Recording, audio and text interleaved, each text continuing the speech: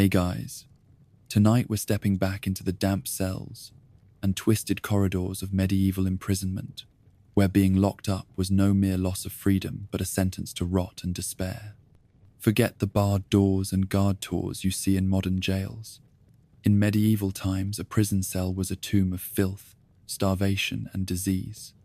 So tonight we're asking why you would not survive in a medieval prison and more, where every shackle could gnaw at your flesh, every mealtime could bring poison, and every night could drown you in darkness. Every jail held its own nightmare, so let me know where you're tuning in from and what time it is where you are. It's always chilling to see whose cell we share tonight. Now lock the door, steel your nerves, and let's unlock the world of medieval incarceration together. You step into the cell, and the door grinds shut behind you. The torchlight catches motes of dust dancing in the stale air, yet does little to reveal the true horror. At first, it is the heat that strikes you. The walls of rough stone seem to radiate the body heat of generations of prisoners. Your skin pricks with sweat as you realize there is no breeze here. Then the smell hits you full in the face. It is a thick, clinging odor that tastes of rot and despair. Human waste seeps from cracks in the floor where moisture has softened the mortar. The discarded bucket in the corner once held feces and urine, but now stands dry and crusted. You wrinkle your nose as the highest point of the cell reveals dark streaks of mold climbing toward the ceiling. The fungus thrives on damp and darkness, and drapes the walls in velvet black. Under the fungus, you see patches of slimy green where algae find just enough light to live. You inch forward to inspect the floor, and find yourself sinking into a layer of filth. The waterlogged board beneath your feet sags in places and threatens to break. You catch a glimpse of a pair of rats scurrying past the wall where the damp is worst. They dart into a hole too narrow for even the smallest child to follow. You imagine them fattened on excrement and on the scraps that fall from the guard's table above. Their eyes gleam in the torchlight, and you feel their presence more than see it. The cell smells of stale sweat and sour clothing. You realize that every ounce of your tunic will soak in the stench and carry it against your skin until you rip it off in fevered disgust. A single rag on the floor drips with long dried sweat, and the crimson stain at its center tells a story of bleeding feet or of a prisoner who tried to carve a message into the wood. The air feels alive with bacteria that feast on human flesh and on the water that puddles near the threshold. You hold your breath as best you can, but the deeper you stand in the cell, the more you choke on the fumes. The walls sweat in the darkness. Water drips from the spots where the stone meets earth, each drop a tiny echo that falls into a pool of slime. In places, the stone flakes away under the weight of moisture, sending small grains of mortar to mingle with the muck on the floor. You see streaks of rust from iron rings that once held chains. The rings sit just above knee height and ring hollow when you wrap them with a gauntlet. For centuries, prisoners have been shackled here, their ankles bleeding into the rock. Now the rings gape empty, but you feel their memory in every echoing clang. Cockroaches skitter from shadow to shadow. Their shells catch the torchlight in a sinister glint. You watch as one darts across the grime until it reaches a corner where it disappears under a pile of straw. That straw was once bedding for a prisoner too sick to climb onto a bunk. Now it lies, rotting in a pile of urine-soaked straw and rat droppings. You see the straw has molded into a pale tan mass that clings to the wall. Alone in the dimness, you imagine the cries of the man who lay there and died in agony. You reach out to touch the wall, but the stone feels slick with slime. You trace a line of wet where the mold has receded and find your fingers come away smeared with black. You rub your hands on your trousers, but the smear only grows. The stink intensifies as you breathe deeply. You imagine a drop of that moldy water finding its way into a cut on your hand and turning your veins black from infection. The thought makes you step back, as though the stone itself might bite. The stagnant air presses on your lungs like a weight. You recall the term miasma used by doctors to describe how disease swirls in the air of unwashed places. Here that swirl is a living thing, You cough into your sleeve. The cough tastes of iron from the dried blood that coats the lint of your sleeve. You swallow hard and feel the acid rise again. Prisoners here would cough until they bled, or until the pox laid them low. No wonder death was a common release in medieval jails. You near the only source of light, a slit high in the wall. It is no larger than a man's fist and sits just above your reach. You stand on tiptoe, but cannot touch it. Through the narrow slit you glimpse a starless sky, or perhaps just the black of night. Rain may seep through that crack when the storms sweep in. You imagine the cold water running down your face and into your hair until you feel shivers under your tunic. Yet you also imagine the rain washing some of the stench away.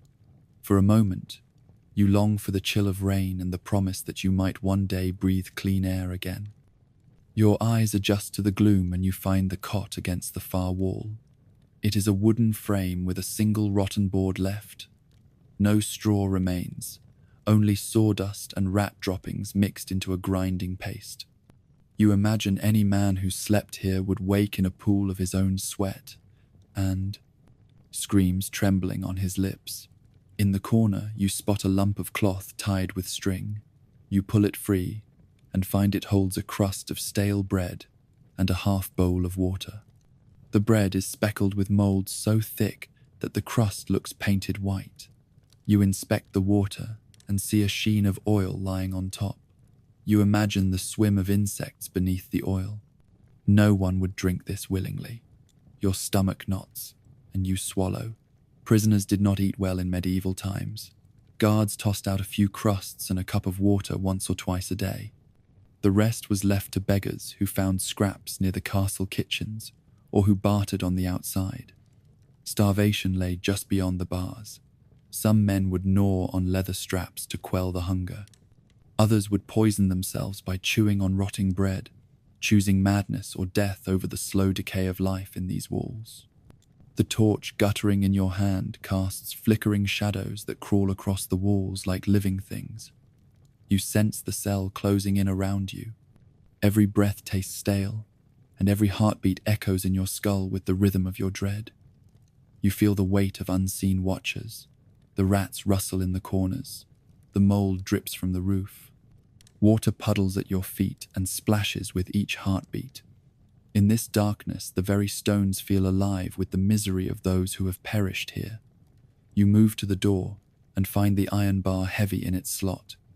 Even if the door were unlocked, the corridor beyond smells no better. You hear the distant clang of another prisoner's chains. Their muffled moans drift through the walls like a dirge. You know that escape from one cell would only bring you into another, each as foul as this one. Prisons in medieval times were built to break the body and the spirit, not to hold you for trial, but to make you disappear. As you step back into the corridor, you catch one last glimpse of the cell.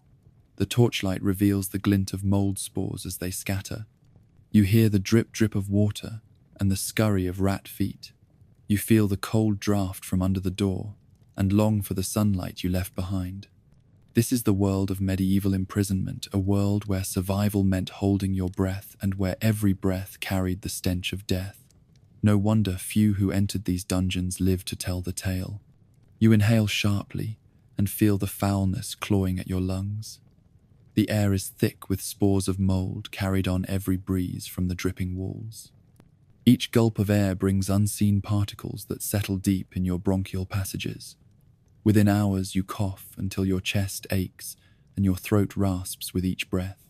Prisoners known to linger here spoke of morning fits of coughing that turned their sputum bright with blood.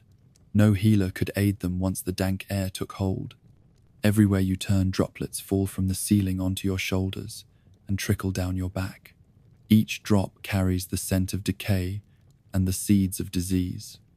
You watch as one bead lands on the floor and joins a small pool of stagnant water tinted brown. That murky liquid breeds mosquitoes that hum in a sickly chorus each night and spread fevers through the ranks. Prisoners told of men who woke hours after beating those insects from their faces, only to find their skin aflame with fever and their minds adrift in delirium. Dust motes swirl in the torchlight. They glint silver as they spiral in the cell's single shaft of light.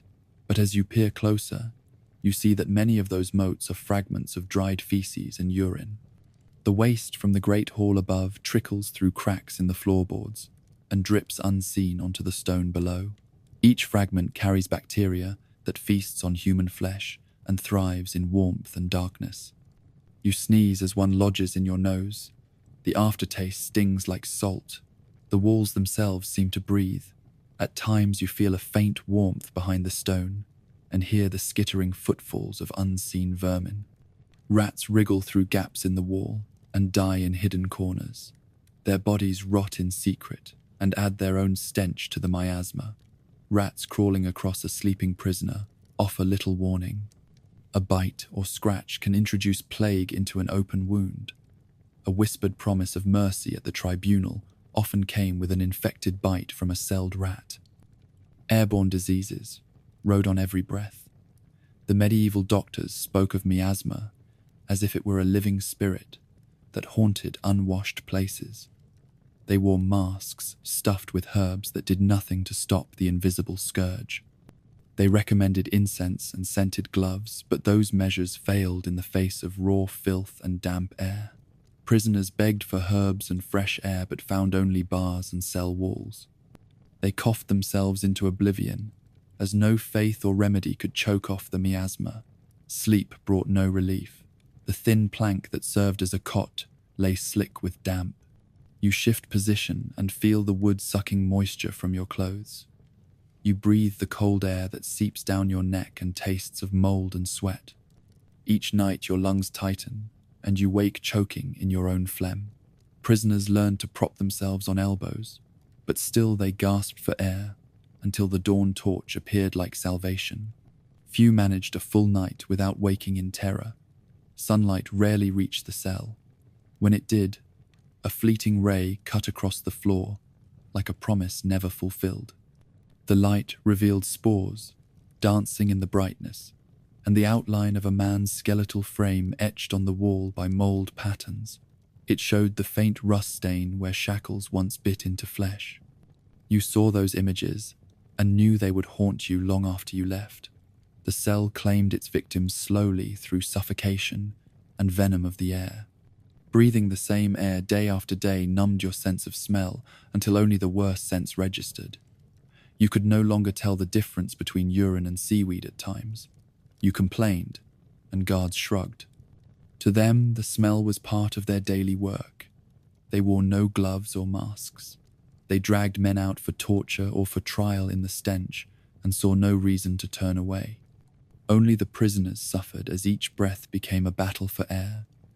The most resilient sought higher ground in the cell. They climbed onto the one board that was not rotted away and perched on bent knees.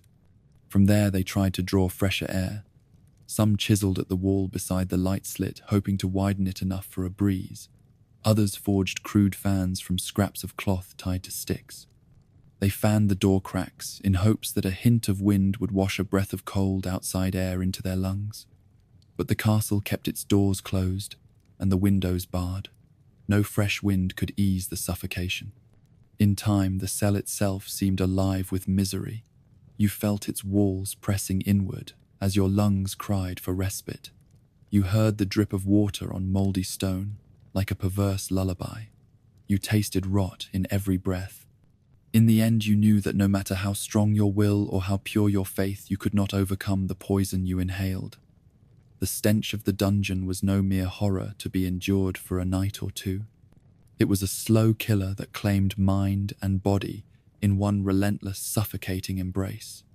No wonder few prisoners survived long enough to remember their names.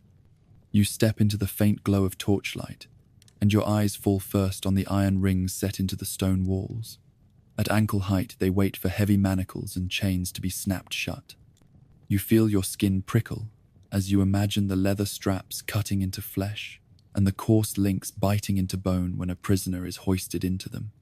In medieval prisons, shackles were the simplest and most brutal device of restraint.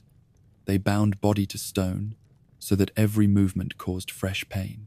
Leg irons consisted of two heavy iron cuffs joined by a thick chain. The cuffs were lined on the inside with rough metal teeth that dug into skin when tightened by a simple screw and a wedge. A single turn of the key ratcheted the iron tighter. Prisoners could not shift their weight or stand fully upright. They shuffled the length of a narrow cell on bruised ankles and blood-stained cuffs. Over hours and days, the teeth ground into flesh until sores formed that would not heal in the damp. Above the ankle rings, you find a second pair fixed at waist height. These, called hobble irons, forced the legs apart so that standing straight was impossible.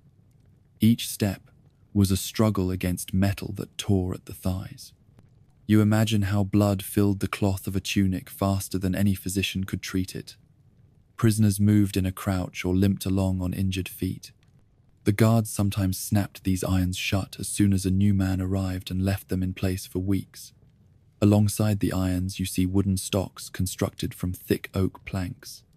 A hinge on one side and a simple locking bar on the other held a prisoner's ankles and sometimes wrists in place.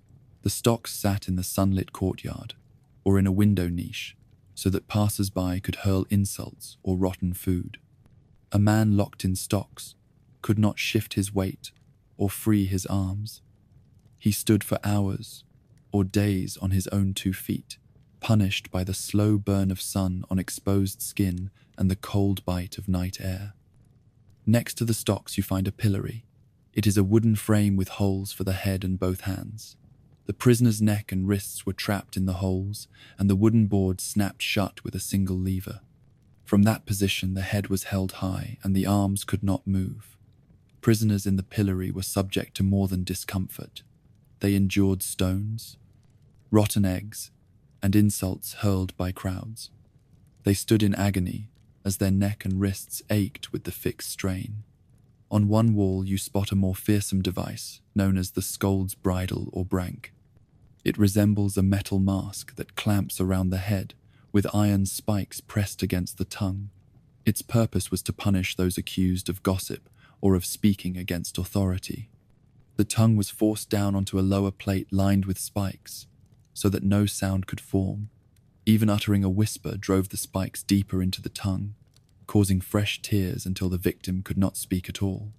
In another corner stands a wheel, with short pegs placed at odd angles. This was called the torture wheel, or the cucking stool, when used to dunk offenders in water. Prisoners were bound to the spokes and spun in circles, so that each turn twisted their limbs against the pins. The rotation drove metal into flesh as the body scraped against each peg. Splinters of wood pricked the skin and added infection to the wounds. Riders or guards applied pressure to keep the spin unrelenting. A simpler yet cruel device is the iron yoke. 2 U-shaped bands of iron fitting over the shoulders and hips join at a hinge on your chest. A screw or wedge forced the bands together. The yoke bent the body forward, pinning the prisoner into a fetal posture. Each breath became a struggle as ribs pressed into each other. Nerves sparked in the back. Prisoners stood or knelt in this position until their bodies shook from cramping muscles and torn ligaments. You see an array of cuffed chairs with metal seats lined with spikes concealed beneath thin wicker coverings. These, called chair tortures, were used to break prisoners during interrogation. Guards strapped the victim into the seat and then removed the wicker to expose the spikes. The man sat in agony. Each movement pressed the iron points into the flesh. Interrogators returned at intervals to twist wedges under each leg of the chair, driving the spikes higher and higher until the prisoner named names in desperation. In the very center of the room rests a set of wrist crushers. 2 metal plates shaped to fit the forearms are squeezed together by a large screw. Prisoners inserted their arms and guards cranked down the screw. The force could crush bones beneath the plate in seconds. Each turn of the screw made a sickening pop in the flesh and sent shards of bone under the skin. Victims begged for mercy after the first turn, yet the promise of more pain forced confessions long before their arms gave full way. Each device demonstrated an uncanny awareness of the body's weak points. Prisoners were studied as specimens to be catalogued, Guards learned the exact screw pressure needed to break a joint while still keeping the victim alive. They took pride in their precision. They boasted of the art of applying gradual force to prolong agony. This brutal craft turned metal and wood into tools of prolonged torment rather than execution. You touch the cold iron of one manacle and feel the chill sink into your bones. You imagine how your flesh would bruise under the tightened strap. The design of these devices left no doubt that their main goal was not to hold but to torture. Every buckle, screw, and wedge served a purpose in a cruel choreography of pain. In medieval prisons, shackles and stocks were not mere restraints. They were instruments of anguish devised to break both body and spirit in equal measure. Once the iron cuff snaps shut around ankle or wrist, the true torment begins. A prisoner learns that movement itself becomes the enemy. Each attempt to shift weight presses the metal teeth deeper into flesh. Within minutes, the skin burns and turns red. By the hour, the pressure creates open sores that seep blood and pus. Guards might leave the shackles in place for days to punish a single infraction or to break the will of a captive deemed troublesome. The simple act of standing is transformed into fresh torment. With leg irons in place, a prisoner cannot bend the knees fully. Tiny stones or rough floorboards dig into bruised shins. Every breath sends a shudder of pain up through the calves and into the back. To sit or to lie down requires a shift of chains that grinds raw flesh against iron rings. Some prisoners learn to master a stance on one foot only to collapse in agony when forced to switch sides. Each night you retreat to the loft above the hall where the bells echo in your mind. You loosen your cap and press your forehead against the cool stone. You replay the day's routines in your head, noting each success and each slip. You vow to rise tomorrow with the same resolve and to carve your place in motley until you earn the right to ring those bells without fear. By the end of your first month, you feel both stronger and more fragile at once. Your body bears the marks of countless tumbles and your mind lingers on each audience reaction. Yet you sense that you are becoming the kind of fool this court needs. You have mastered the quick step between comedy and caution. You have learned to let laughter hide your fear, and you have discovered that the greatest skill of all lies in standing proud under the gaze of a ruthless audience and in daring to perform despite the risk of ruin. You awake before dawn with the taste of nerves in your mouth. Today the master jester will teach you the art of thinking on your feet. He gathers you and two other apprentices in the chamber next to the great hall. A single beam of light slants through a high window onto a wooden floor, polished by generations of courtiers. You know that the skills you learn here will determine whether you become the household fool or fade into obscurity. Your first lesson is in improv. The master explains that no courtly performance ever follows a script. He throws a rolled piece of parchment onto the floor. You pick it up and find a single word, scribbled in faded ink: Falcon. At his nod, you have exactly 30 heartbeats to spin a tale that ends in laughter rather than in judgment. You pace a circle as your mind scrambles. You begin with the dignity of the bird, and then shift to a scene of a hunter whose cloak becomes tangled in the jesses. You pantomime the cloak whipping around his legs. The apprentices laugh, and the pantises. Master nods. You learn that wit must strike fast and land before the moment slips away. Next you practice mimicry. The master jester calls forth the steward whose stoop and clipped accent you have observed for weeks. You step before him and begin to imitate the steward's measured cock of the head and the way he fans a scrap of parchment. You exaggerate each motion until the steward slaps his thigh and laughs. You realize in that moment that heightening reality with just a touch of absurdity can transform a private quirk into public delight. A new exercise tests your timing. You stand with a small drum in hand while a page reads aloud. A proclamation from the Lord. The fool must interrupt at precisely the right moment with a honed comment. If you speak too soon, you steal thunder. If you speak too late, you bury the joke under. The echo of bells. You count the syllables of the page's reading and practice a dozen lines until you find the perfect pause to drop in your correction. Each trial ends with the page resuming as though nothing happened, the audience gasping at your insertion of unexpected laughter. Music improvisation follows. You sit at a spinet with the minstrel and learn to adjust a tune to reflect the mood of a banquet. If the feast grows tense, you shift from a jaunty jig to a sorrowful lament.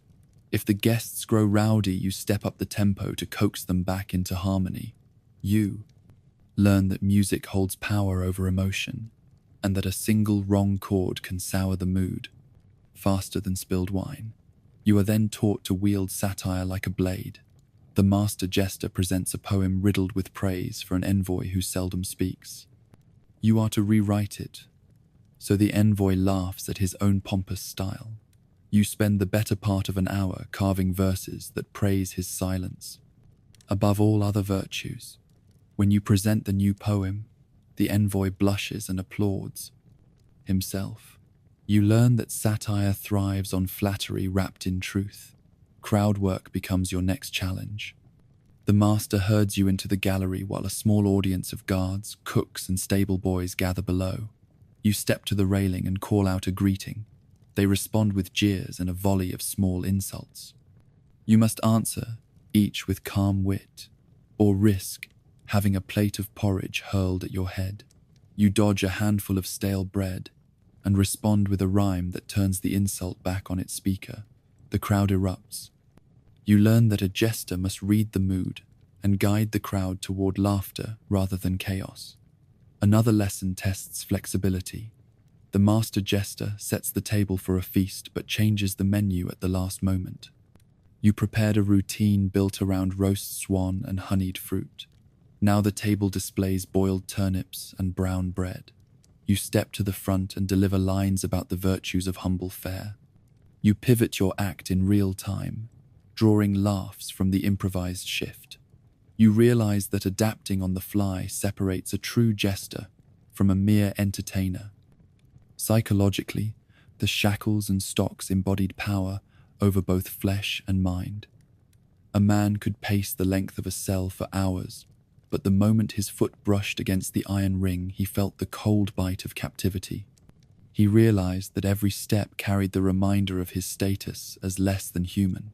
Guards used chains to terrorize new prisoners, rattling them in the hall to announce fresh arrivals. The clank of iron became a sound of dread that haunted men, even when they slept. In some prisons, the wardens took crude delight in modifying restraints for added cruelty. They welded extra weights to leg irons to prevent runners. They padded wrist cuffs with leather strips under which they inserted nails. They bitterly boasted of how long a man would last under the bent yoke or in the silent agony of the brank. The craftsmanship displayed in these variations proved that medieval torturers were both engineers and artisans of pain. No measure of faith or prayer spared the captive from the grind of every restraint. A holy relic pressed to the breast might soothe the soul, but did nothing to ease the sores on the ankles. The chants of monks drifting through walls offered hope, but also reminded the prisoner of how far he was from salvation. In the end, the shackles and stocks forced the victim to surrender both movement and will, a slow crucifixion of body and spirit that few could endure. When the prisoner finally emerged from the cell, he carried the imprint of every ring and cuff on his flesh. He limped or hobbled. His arms might no longer hold a sword. His eyes searched for fresh airs and sunlight that streamed through unbarred windows. Yet many prison walls allowed no windows. Your first free breath could be savored only after days or weeks of ceaseless agony. The memory of that agony never left the body or the mind, a lifelong testament to the cruelty of medieval incarceration. Centuries later, replicas of these devices hang in museums. Visitors peer through glass at the gleaming iron and the polished wood. They must imagine the grit of skin under steel and the despair of standing in place for days. No single exhibit can convey the full horror of the shackles and stocks. Only through the stories of those who endured them can we glimpse why survival in a medieval prison required more than courage. It required the body of a saint and the endurance of a martyr. You awaken to pitch darkness as cold as death itself. No torch flickers on these walls. No breeze carries a hint of dawn. The only sound is your own ragged breathing and the distant drip of water leaking through stone. You lie on a hard wooden plank, slick with damp and mold. Your limbs ache from the shackles at wrist and ankle, but even the pain in your flesh pales beside the emptiness in your mind. You are alone with your terror in the witch's cell. Accused of heresy or of communing with dark spirits, you are stripped of every shred of comfort. No one brings you bread or water unless the jailer sees fit. His cruelty is measured in grains of rice and drops of stale water. Your first meal was a single crust of black bread, soaked in vinegar and tossed at your feet like carrion to feed rats. You picked at it until hunger drove you to swallow each sour bite, though it tore at your throat. In the darkness, hunger gnaws at your belly. You taste bile, and bile tastes of centuries of suffering. You strain your ears for the clank of a bucket or the clatter of chains that might signal the jailer's return. Each footstep in the corridor sends a blade of fear through your heart.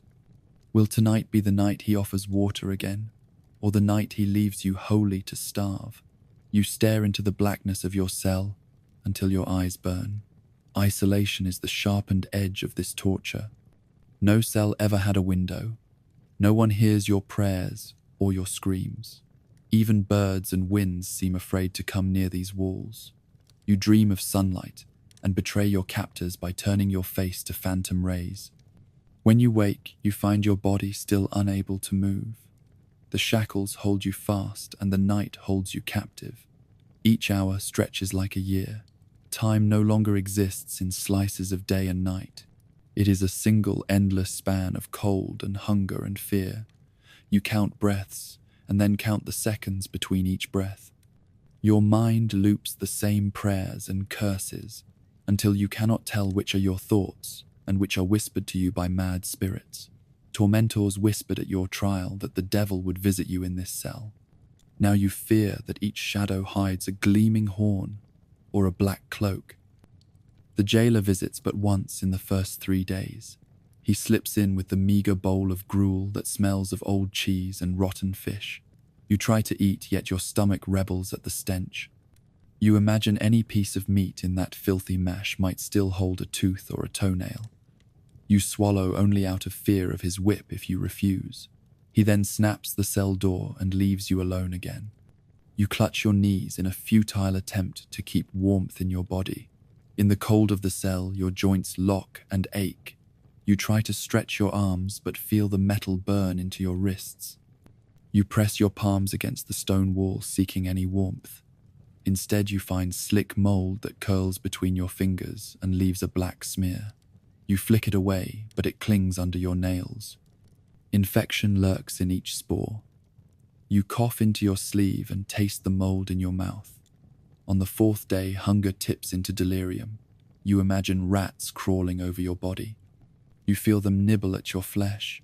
You hear the jailer's voice calling your name to offer water and bread. You scramble toward the door but feel nothing but cold stone and iron. When madness lifts, you find your cheek pressed against the damp floor and realize you screamed all night. No priest comes to offer absolution. Only guards pass through the corridor, and they mock your groans and the stains on your tunic. They brag of how they saw your trial and how you cursed the judge when they pronounced your sentence. They spit on the door and punch the ring with the heel of their boot. The echoes bounce around the cell like a verdict that will never change. In the darkness, you wonder how many nights you have survived. Your body feels weightless, yet every limb aches. You press your back against the wall and stare at a spot so dark it seems to glow. You think you see movement there, but it is only your fevered vision. The blackness is complete and total, and it mocks you with its endless cruelty. On the 6th day, you find the iron bar at the door moved just a fraction. A sliver of light cuts into the gloom. You shield your eyes and peer through the crack. The jailer stands there, with a silver bowl of water, clear as rain. You stretch a shaking hand through the gap and spill half the water on the damp floor. You gulp the rest down until your chest feels ready to burst. The jailer laughs and drops the bowl before you can ask for more. The bowl shatters on the floor, but you taste the water in your mouth long after it is gone. By the 8th day, delirium overtakes hunger. You dream of walking through a forest where every tree whispers your name. You imagine the forest floor carpeted with soft moss. When you wake, you find the moss is the blanket thrown at your trial. Its rough wool fibers scraped your skin and became a living quilt of insects and sweat. You strip it away and huddle naked on the plank until the cold numbs your mind. Like all condemned, you know there is no release. Execution might be the kinder death, but the lords use prisons to break hope before death. They want confessions wrung from lips so parched you cannot shape words. They want witches to name their familiars and to betray neighbors in exchange for a single crust of bread. You have no such allies. Solitude and torment are your only visitors. On the 10th day, your vision blurs. The ropes of your bonnet dig into your scalp. You have not combed your hair or shaved your beard. Your face is matted with sweat and dirt. You lick your cracked lips and taste the salt of despair. Each syllable of a prayer tastes like ash. You think this might be the last breath you draw. But then you hear the creak of the door and the shout of a guard. Prisoners from the nearby tower call back. Your name echoes in the corridor. You blink and see the stench lifts from your nostrils. You feel the plank under you turn horizontal. When the jailer pulls the door open, a sliver of sunlight falls across your eyes. You close them, and for a single moment, believe you have died. Then you feel strong hands lift you from the cell. No crutch or rope is needed. The iron rings fall away at the twist of a key. You stumble into the corridor and see a man with a scroll in his hands. His voice is kind as he reads the pardon from the new Lord. The cell door closes behind you, and the darkness remains waiting for the next victim. You will stumble into daylight in clothes that smell of rot and decay. You will gather your limbs and feel the breeze on your skin and taste fresh air in your lungs.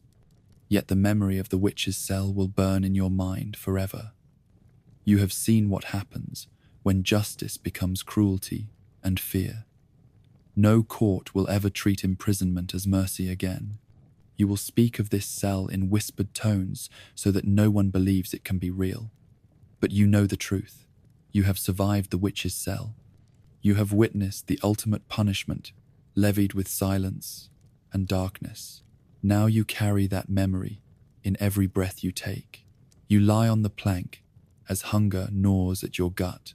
No bread appears at dawn or at dusk.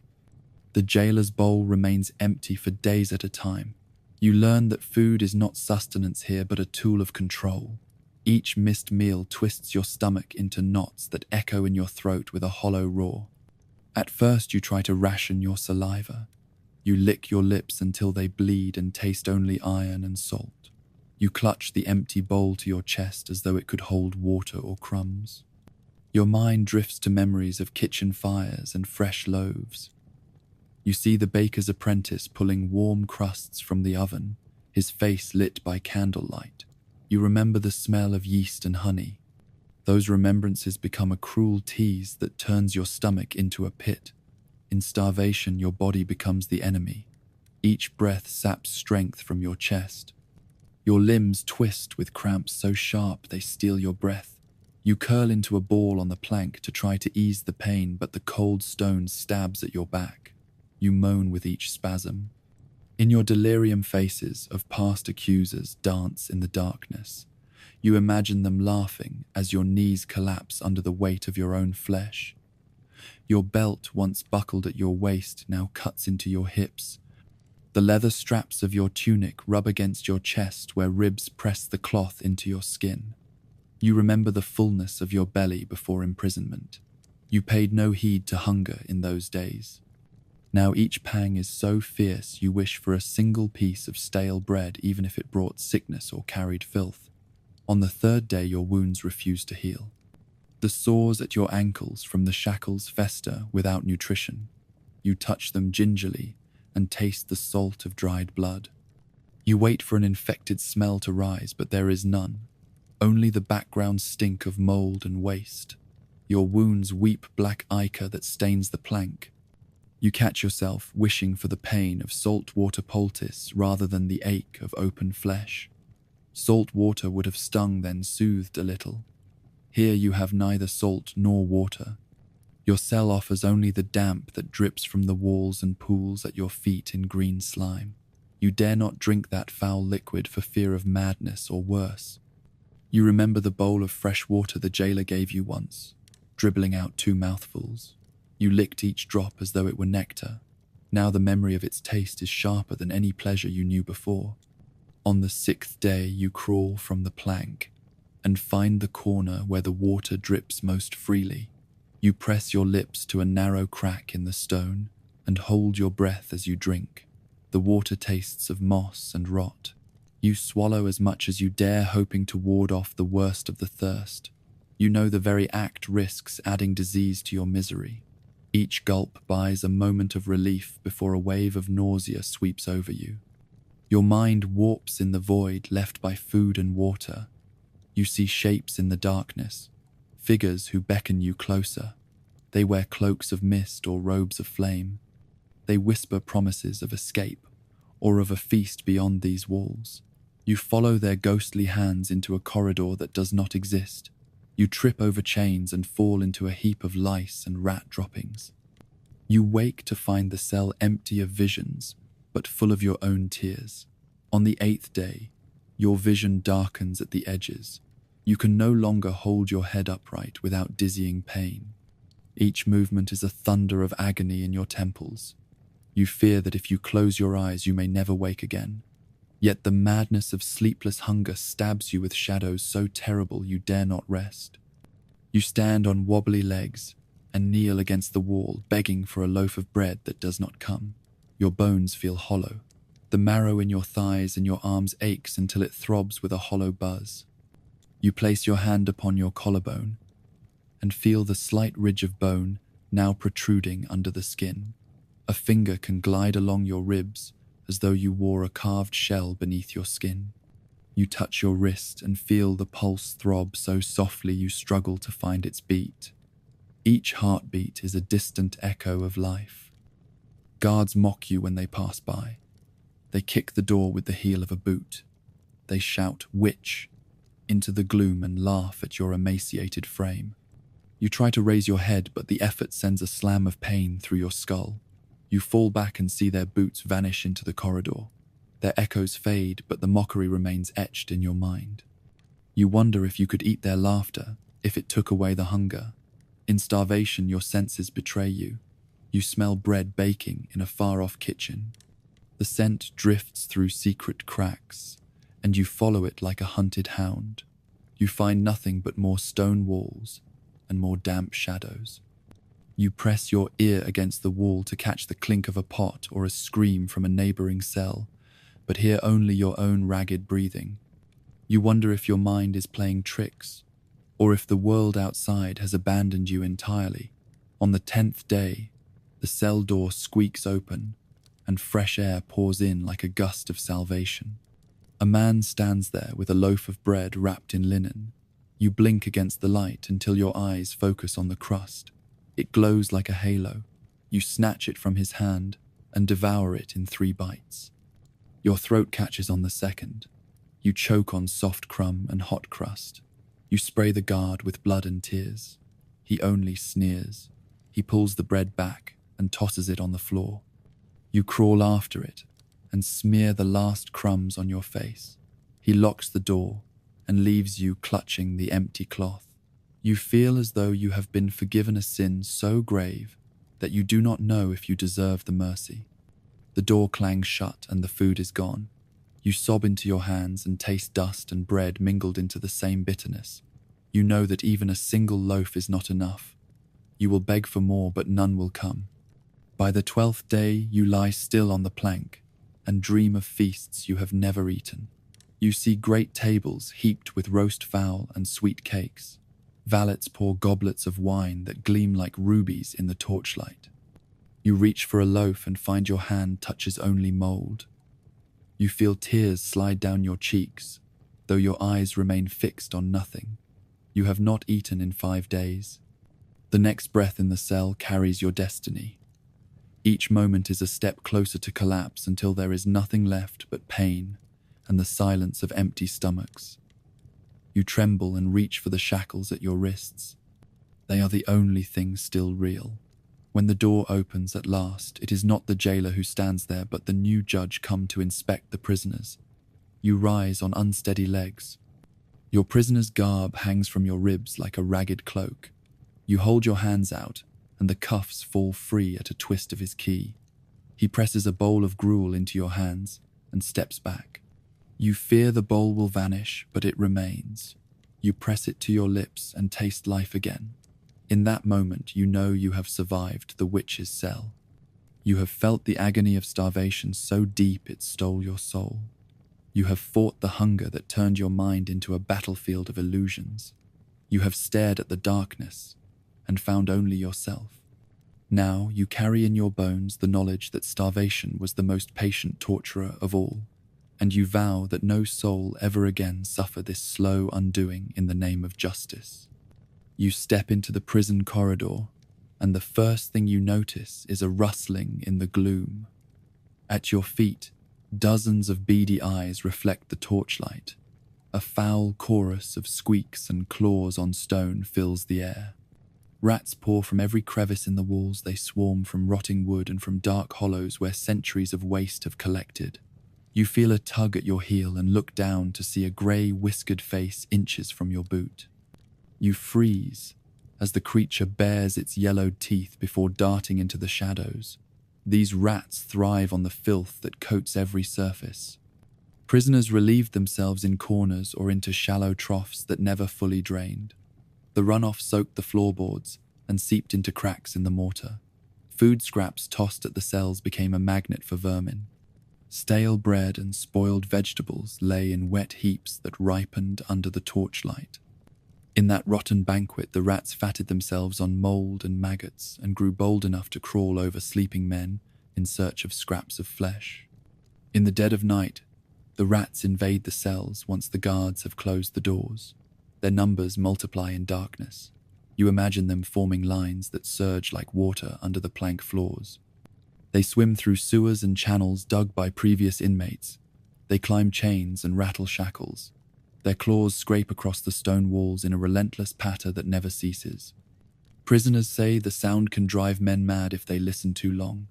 The rats become a living storm of terror that will not be calmed by prayer or by screams. A prisoner locked in his cell hears the rustle of feet in every direction. He tries to hold still, yet each breath invites the vermin closer. His blankets lie in a corner black with rat droppings. Every night, he finds fresh holes in the cloth where rats have gnawed to enter. They nibble at his leather tunic and chew the tips of his boots. He sleeps in the cold corner furthest from the swarm, but soon learns that no place is safe. Occasionally, a rat will seize a stray piece of skin or nibble at an open wound. Infected sores grow from a single nibble. The flesh around the wound reddens and swells.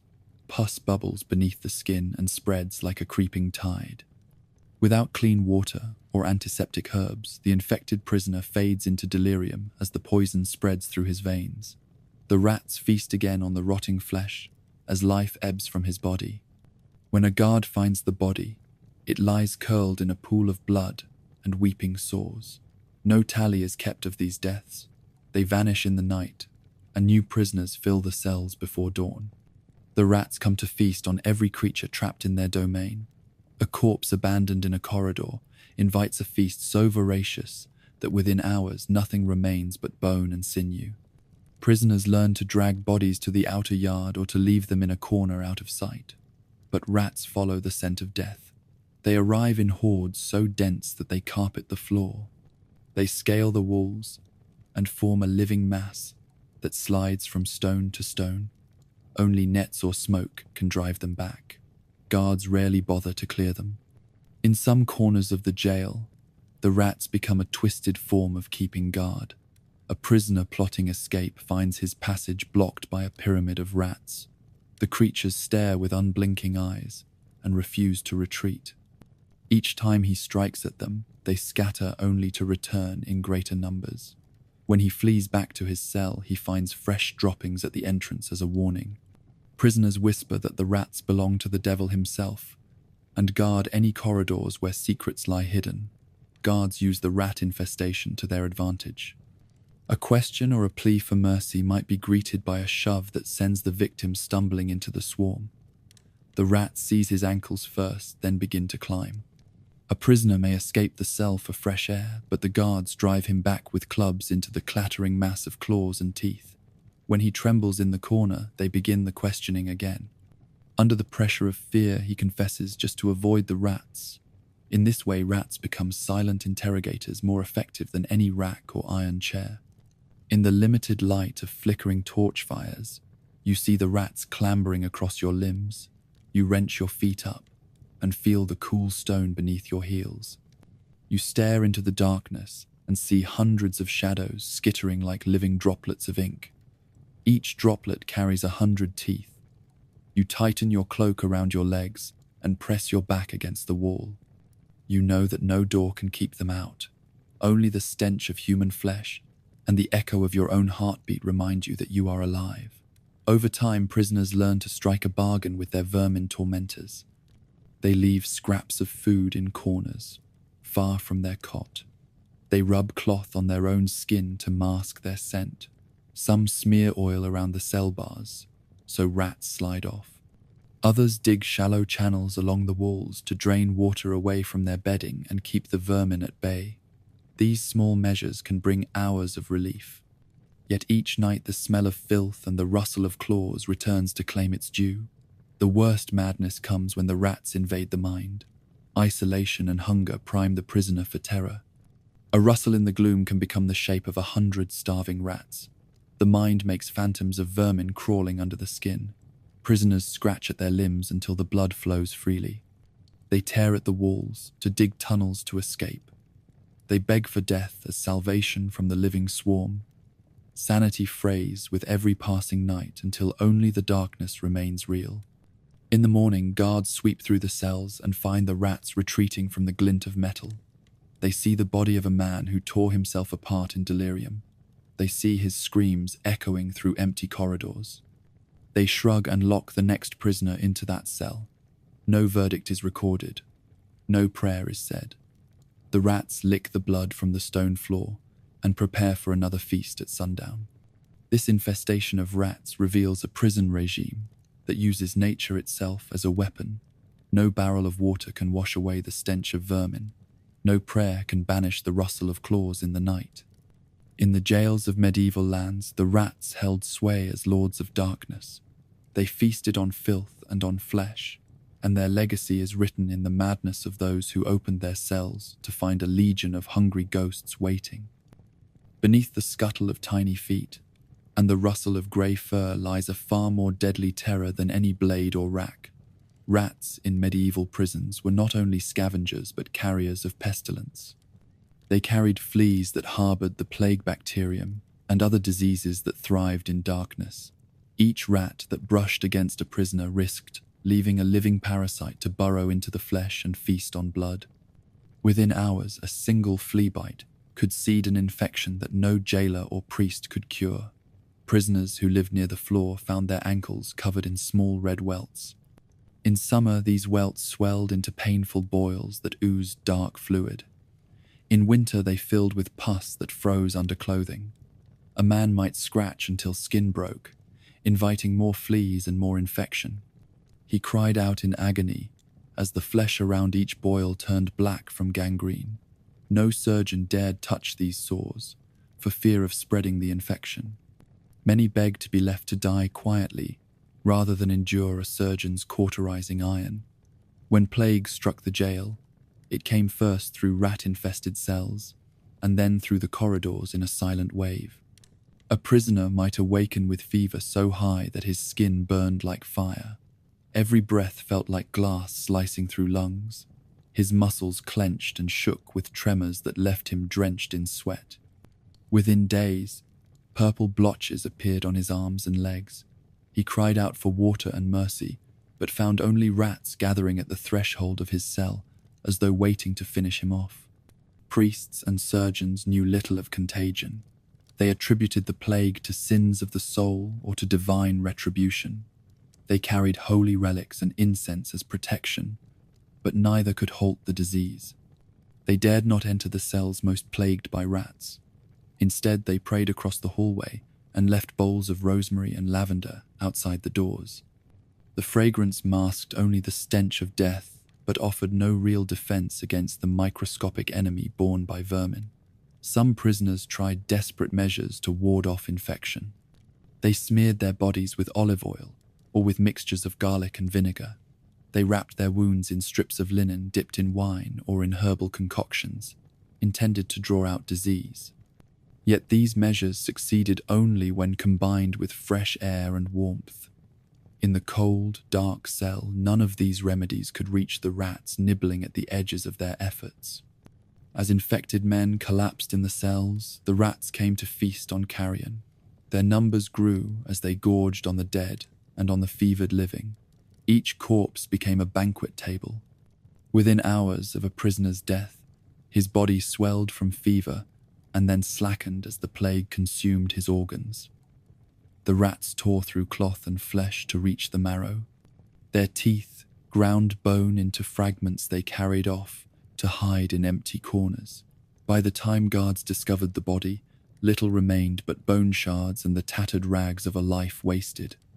Coffins were scarce and mass graves a necessity, but even in burial pits, rats swarmed upon the surface to feed on unearthed remains and on the blood oozing from fresh graves.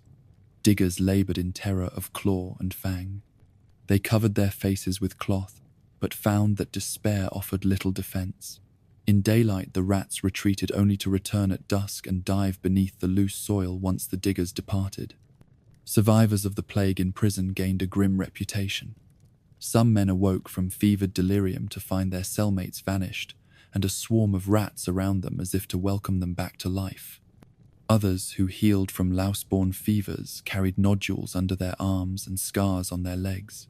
The ordeal left their bodies weakened and their minds haunted by the sensation of vermin crawling beneath their skin. Many earned nicknames like Rat King or Plague Eye, banners of shame they dared not escape.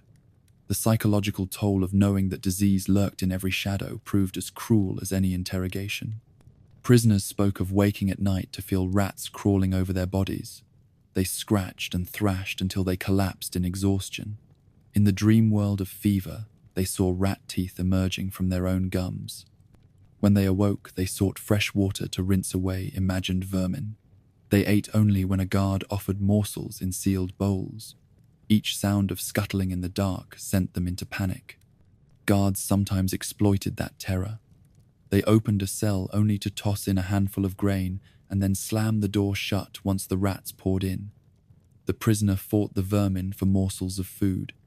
In the fray, he abandoned his bowl and dropped to the ground to escape the rats.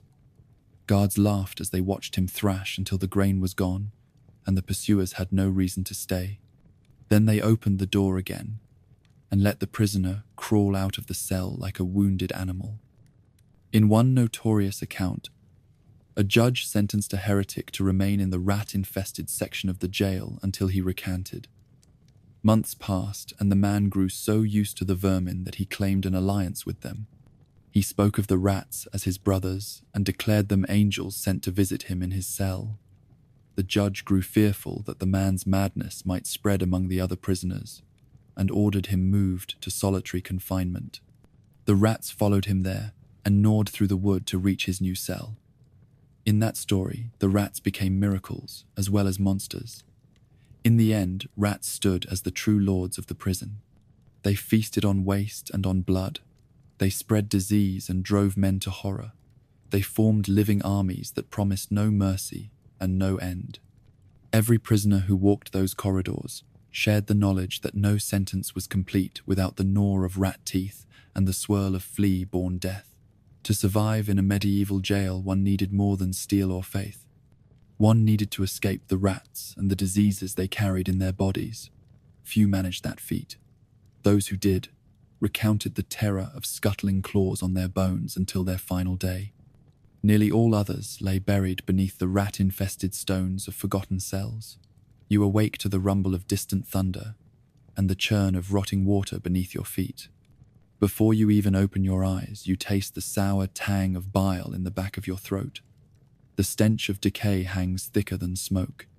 In this darkness, sickness moves like a living thing stalking its prey. At first you notice the coughs that echo through the corridor. A man in the cell beside you gags and splutters until he vomits dark fluid into a rusty bucket. He doubles over in pain as his bowels betray him once more. Dysentery has found him here. Each bout tears at his muscles until he can no longer rise from the plank. Guards hear the noise and laugh. They leave him to his own misery as rats flock to the warm scent of waste. Dysentery spreads with terrifying speed. Human waste seeps through the cracks in the floorboards and soaks into the walls. Water from the single barrel becomes tainted as buckets are rinsed in its stagnant depths. Inmates with nothing better to do dip their cups into that well of filth and bring the water to their lips. Within hours they writhe in pain as the disease takes hold. Diarrhea rages until the body is drained of every drop of fluid. Prisoners grow weak and collapse to the ground in a tangle of limbs. Some lie unmoving until guards drag them out to a mass grave. Next comes scurvy, a slow poison born of starvation and neglect. In the early days of imprisonment, you tasted nothing but stale bread and murky water. Fruits and vegetables never crossed the prison gates. You may have glimpsed a turnip or a handful of mustard greens in the kitchens above, but neither ever found its way to the captives. Your body cried out for vitamin C, yet found only empty calories. Within a fortnight, your gums bled when you brushed your teeth on the rough hemp cloth that passed for a towel. Bruises appeared under your skin at the slightest knock. Your joints ached as if they were filled with shards of stone. You begged for a slice of apple or a sprig of parsley. Guards cared nothing for your pleas. They mocked the sight of your swollen gums and blackened spots on your legs. They saw scurvy as a fitting punishment for those who spoke ill of authority. Prisoners tried to trade scraps of fabric or to sneak a stolen cabbage from the cook's pot. Any attempt at barter brought fresh beatings. Scurvy advanced unchecked, deepening the line of death drawn between cells. Then plague descended like a cloak of fire. Fleas carried on rat fur escaped into the prison corridors. They leapt from walls and floor into the clothing of those who sought refuge in the damp corners. The first victim felt a sudden chill as though the breeze of winter blew through his bones. His cheeks burned a fierce red as fever set in. He coughed once, then collapsed onto the plank convulsing. Within 2 days, black spots appeared on his chest at the size of a coin. He whispered a single prayer before the life drained from his eyes. Guards seized his body and threw it onto a cart, bound for the courtyard where a pit had been dug. They tied the corpse to a stake and left it under the sun until the flesh sloughed away. Maggots wriggled in the empty eye sockets. They fed on every last droplet. Prisoners watched from their cells and counted the days until more bodies joined the mound. The plague scarcely paused to distinguish rank or guilt. It claimed thieves and priests alike. It did not rest for prayer or for confession. The courtyard pit became a chasm of death. Guards tossed corpses in by the dozens. They heaped the bodies like straw and left them to rot. The smell drifted through the windows and choked the living. You heard the buzz of flies as they lay eggs in open wounds. You tasted blood in the back of your throat. You prayed for relief, yet felt nothing but the cold press of despair. In the great hall above the nobles, rarely noticed the silent slaughter below. They dined on roast fowl and drank claret perfumed with spices. They toasted health and pardoned prisoners in ignorance of the plague's reach. Yet each feast cast new crumbs into the sewers and kept rats fat on luxury. The vermin carried death into every cell where the weak and the poor awaited their fate. When the plague reached its apex, no cell remained unclaimed. The corridor echoed with the moans of the dying. Those who still breathed drooled at the corners of their mouths. Their breath came in ragged gasps, as their lungs filled with fluid. Their eyes rolled back in fevered delirium. They struck at rats that crawled across their bodies, though no creature could be seen in the darkness. They begged for water that would never come. In some wings of the prison guards abandoned the sick to their fate. They sealed cell doors from the outside and turned the keys until rust formed. Through the narrow slits of air, the weak heard the shuffle of feet and the clink of chains marking new arrivals bound for the same doom. After weeks, the stench of death grew so strong that even a breeze failed to clear it. The walls wept with moisture and with the sweat of disease. Survivors emerged staggering into the yard while the plague still claimed fresh lives behind them. They coughed up thick globs of blood and felt every bone rattle in their chests. They wore pockmarked skin and sagging cheeks. They carried the disease in every cough and every shadow of weakness. Yet the living dead walked among the living in the yard and mixed with the rats that froze in surprise. The governor of the jail declared martial law and banned any but the bravest warders from entering the plague wings. He offered rewards of coin for anyone who dared to fetch bodies from the sealed cells. No one volunteered. The plague pit filled and overflowed. The courtyard well ran dry as guards refused to draw water near the graves. Finally, the plague burned itself out. Infected prisoners lay still, motionless and blackened by the lesions of their final days. Rats scattered as the stench faded and fresh air blew through the gates. The prison returned to its usual rhythm of cruelty and neglect, but the memory of dysentery, scurvy, and plague endured as proof that confinement alone was only half the punishment. Disease carried the rest of the sentence. No one who survived those horrors remained unchanged. They spoke of bones hollowed by starvation and of bodies ravaged by pestilence. They bore scars of pox and of sores that would never heal. They walked with a stoop and a limp. Their eyes held a shadow that no amount of daylight could banish.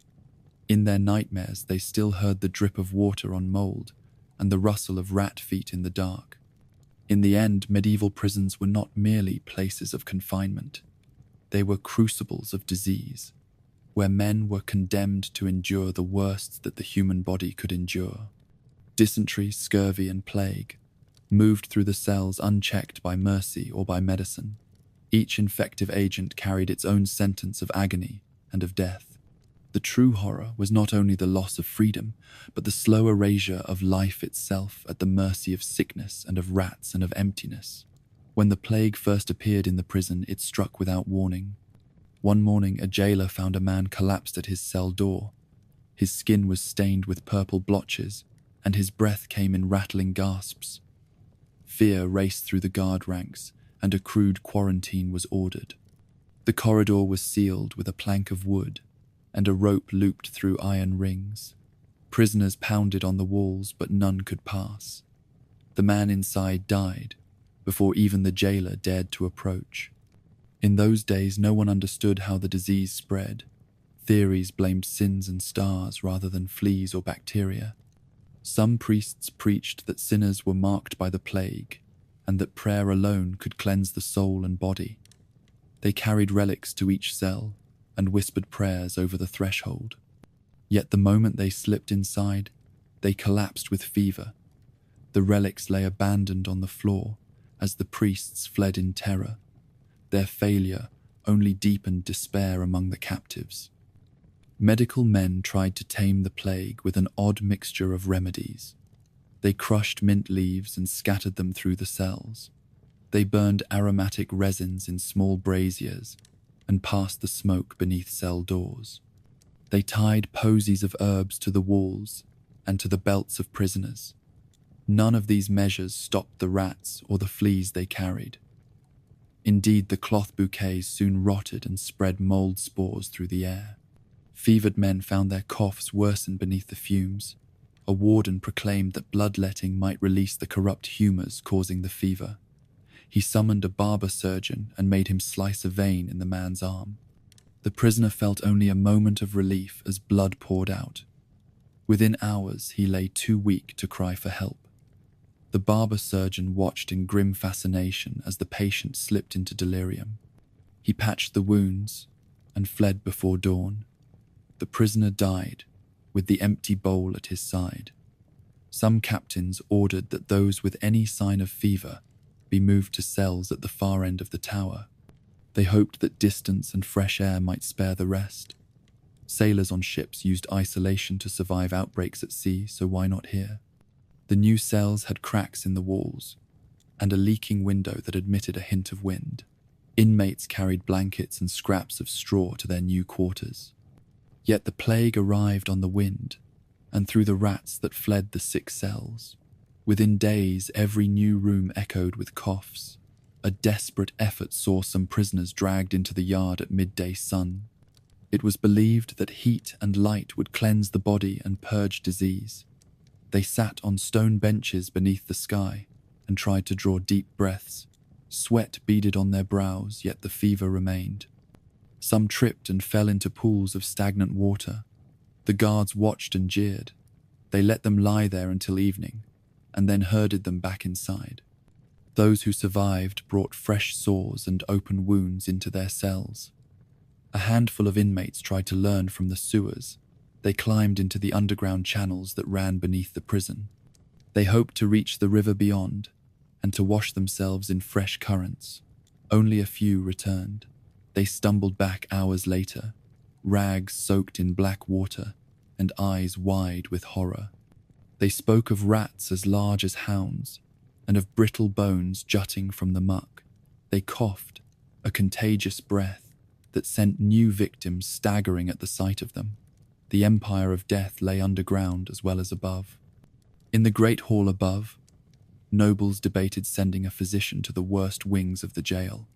They feared contagion, yet felt that something must be tried.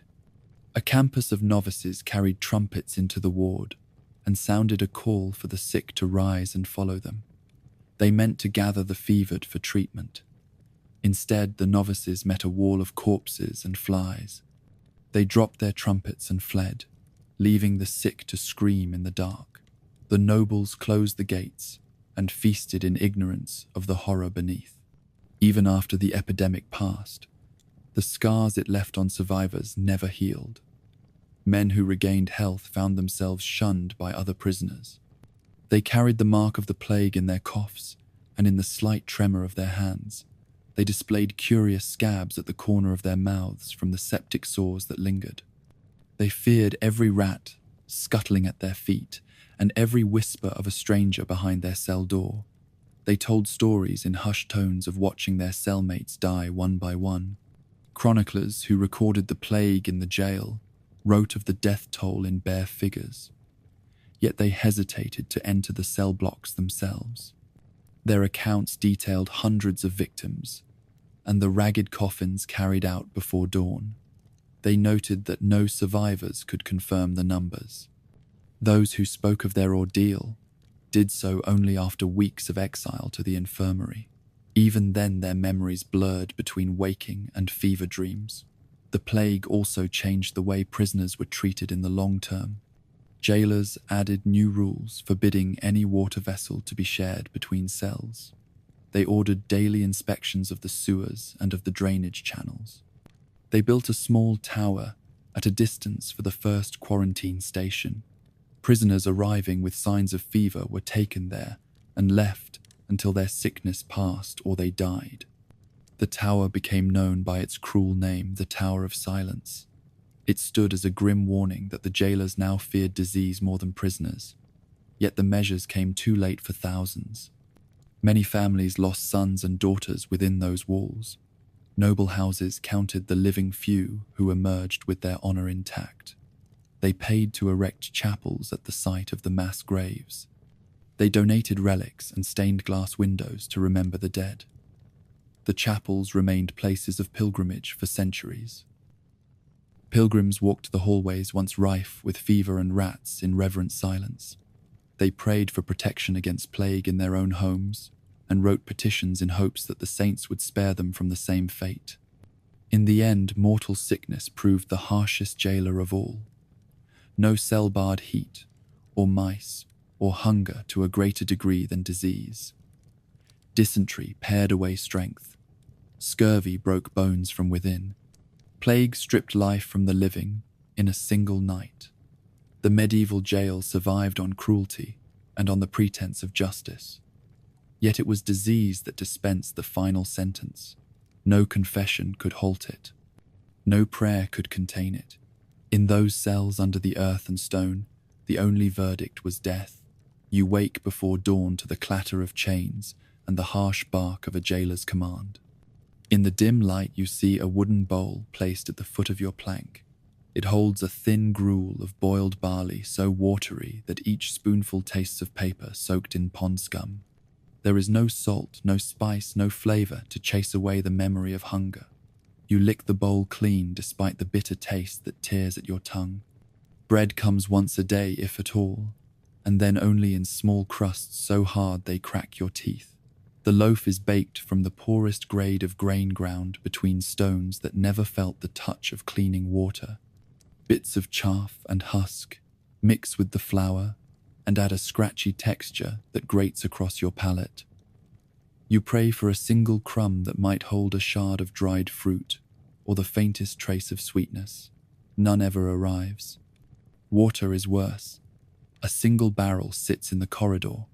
It collects rain through a leaky roof or from the overflow of the nearby latrine pit. Prisoners dip wooden cups into that foul liquid and bring it to their lips. Each gulp brings a swirl of sediment that catches on your gums. You taste iron from rusted nails and feel grit from sand carried in on the wind. Mosquitoes hover above the barrel and dive toward the surface as if they recognize a banquet. Privy pits lie just outside the cells. They are little more than holes dug in the ground lined with timber that rots under constant use. Waste seeps into the soil and runs through fractures in the stone walls. On rainy days, the pit overflows and floods the prison floor with urine and feces. Guards laugh as prisoners slip in the filth. Water from the barrel mixes with that deluge and turns a sickly yellow. You press your lips together and hold your breath as you walk past. Disease spreads quickly through the prison. Dysentery follows every bowl of gruel and every sip of tainted water. Each prisoner cramps and doubles over in pain. A few call for a priest, but the voice of God brings no relief to blistering bowels. Guards dump buckets of urine-soaked straw at the feet of the dying and leave them to suffer. Their screams echo through the corridors like a warning to the living. Some men try to supplement their rations. They save scraps from the great hall or trade favors for a stale roll hidden beneath a bench. Others risk bribes to a guard for a turnip quartered from the kitchen carts. A single slice of raw cabbage can stave off scurvy for a day, yet barter brings beatings and the loss of what little coin remains. Guards confiscate any food not handed over on command. The punishments make hunger feel like mercy. At midday, a handful of prisoners gather near a gap in the wall where rainwater drips in. They cup their hands and catch the drops one by one. Each drop is a lifetime of thirst quenched. They sip and let the cold water flow down their throats while the rats circle at their ankles. When the last drop dripping from the wall falls, they press their lips against the stone and lick the wet, rough surface. The taste of earth and mold fills their mouth. Guards monitor the privy pits with the same care they show prisoners. They ensure that no bucket is removed for washing. They laugh when a man tries to rinse his wounds in the overflow. They say that only the strongest will survive the jail. In this brutal calculus, each mouthful of food and each drop of water becomes a gift to be earned by endurance and by humiliation. Your own body feels the menace of starvation and thirst every hour. Your tongue grows thick and fissured. Your lips crack and bleed. Your hands tremble from lack of nutrients. You press your head against the cold wall and count heartbeats. You wonder which will fail first, your strength or your mind. Each breath carries the promise of fainting or fever. In these cells, the simplest pleasures become impossible, and the most basic needs become instruments of suffering. In the shadowed corridors of the prison, no corner was more dreaded than the privy pits. These crude cesspools sat just outside the cell blocks, hidden behind wooden slats that served only to contain the worst of the stench. Prisoners knew that every trip to relieve themselves risked exposure to a torrent of human waste, and to the diseases that festered in that liquid mire. Privy pits were dug directly into the earth and lined with fallen timbers. Over weeks and months the wood rotted, allowing human excrement to seep into the surrounding soil. Rainwater carried the waste across floors and through cracks in the stone walls. By the time it reached the prisoners' bowls and cups, the tainted moisture teemed with bacteria and parasites. Dysentery thrived in that environment, turning once hardy men into trembling shadows. At sunrise, the first bucket of filth would slosh across the yard as warders hauled it away in cart or barrel. They dumped the contents into a nearby stream or into an open trench beyond the walls. Few stopped to consider how that polluted water made its way back to the prison well. When drought or siege cut off fresh supplies, the same streams became the only source of drinking water. Prisoners drank the sludge and sealed their own fate, flies bred by the millions around the privy pit. Their buzzing formed a living storm that followed prisoners into their cells. The flies feasted on waste in the pit, and then on open sores and on bowls of gruel. They laid eggs in the tiniest fragment of food. A single drop of porridge left unguarded became an incubator for maggots. Prisoners who ate such food contracted intestinal worms that drained their strength faster than any blade. Mosquitoes emerged from the shallows of the overflowed pits as dusk fell. Their bites carried fevers that left victims delirious. Prisoners scratched until they drew blood. They bore the sores that became gateways for further infection. By the end of a single night in a cell near the pit, a man might bear more insect marks than healthy flesh. The itching drove him nearly mad as he sought relief from a swarm that refused to retreat. Scavengers of disease rode on every wind that blew through cracks around the privy. Mutated spores of black mold found refuge in damp fecal matter. They formed clusters of toxic growth that released mycotoxins into the air. Prisoners with weakened lungs from cold and from poor ventilation fell victim to respiratory infections. Their coughing churned the thick air into a haze of droplet and spore. They struggled to breathe and to speak as their voices rattled with phlegm. Guards took only grudging measures to stem the tide of disease. They sank a new pit once the old one overflowed and named it after the captain who oversaw its digging. They drove stakes between the cells and the pits to ward off rats and livestock. They posted notices forbidding prisoners from washing clothes in the trench. But each order came too late. By the time one pit filled, its contents had already poisoned the next.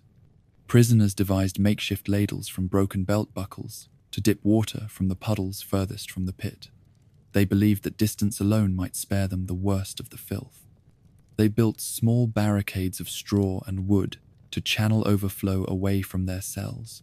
Yet each attempt left them vulnerable to beatings when guards discovered their contraband. Discipline returned the waste to its course and punished those who sought a drop of cleaner water. The privy pit also served as a graveyard for refuse. Prisoners tossed plates and bowls, bits of cloth and broken tools into the hole. They swept crumbs of rusted iron and nails alongside rotten rags. The pit swallowed it all. It became a monument to neglect. No one emptied it. No one treated it. It stood as a living testament to the prison's contempt for human life. When the jailer sought to impress a visiting official, he ordered the pit covered with planks and fresh straw. The stench dimmed for a day or two.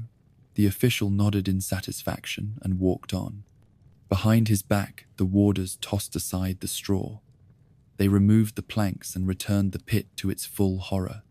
The charade cost only a few moments of cleanliness before the rats and flies restored filth to its rightful place.